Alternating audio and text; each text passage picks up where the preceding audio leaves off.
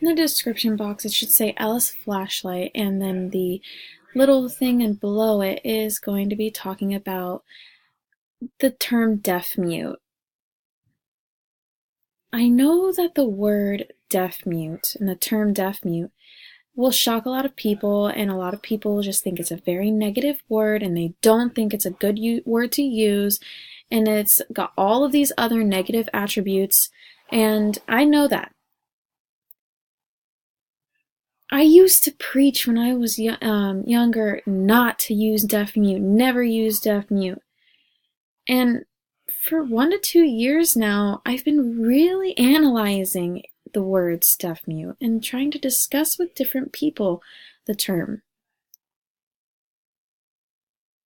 And ever since I started to really analyze that, I've been having really good discussions with people about the word deaf mute.